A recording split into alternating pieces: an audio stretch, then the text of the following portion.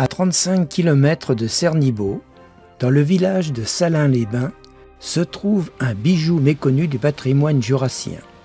La Grande Saline est une des seules en Europe à avoir conservé intact son système d'extraction du sel.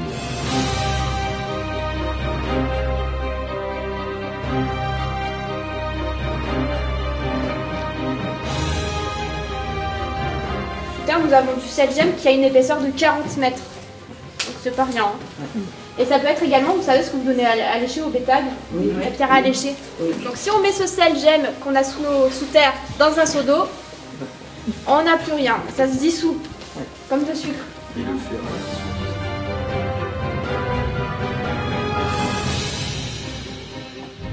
Nous arrivons dans le Puy-d'Amont.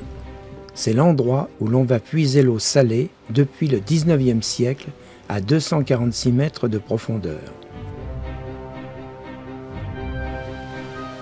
C'est là que l'on trouve les différents systèmes de pompage. Alors, on va utiliser une roue à eau qui nous permet de générer de l'énergie. Ces voûtes médiévales abritent une roue hydraulique et un grand balancier du 19e siècle, toujours en fonctionnement, et pompant une saumure chargée à 330 grammes de sel par litre d'eau.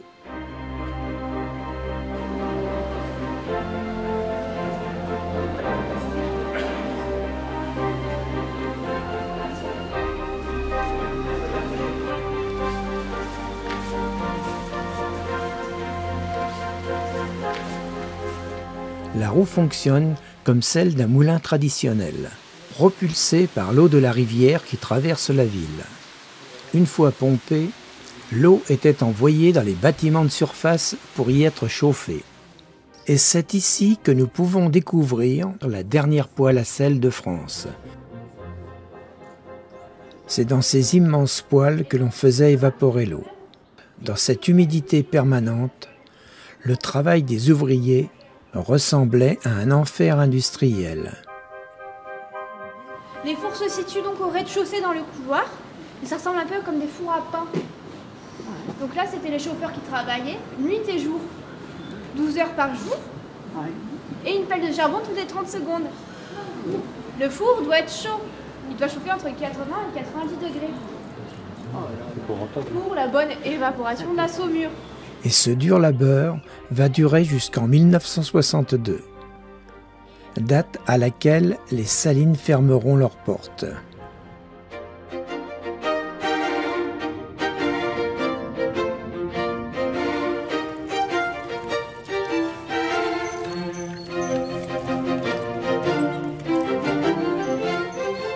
À défaut de guide disponible, c'est Josiane qui nous fait une excellente présentation de l'architecte Claude-Nicole Ledoux. De bâtiments, de construction en fait, qu'il a imaginé et pas forcément réalisé, parce qu'en fait il a eu toute une vision de l'architecture et des conceptions, même aujourd'hui.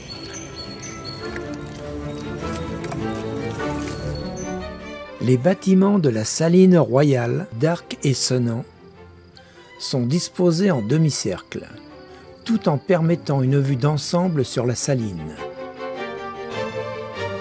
Les ateliers sont regroupés, de même que les habitations.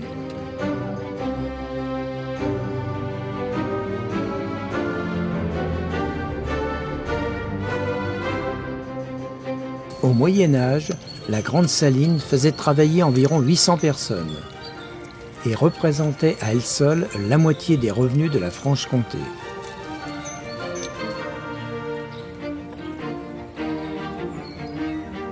Chaque année, depuis plus de 10 ans, la Saline royale propose un festival de jardins sur un thème différent.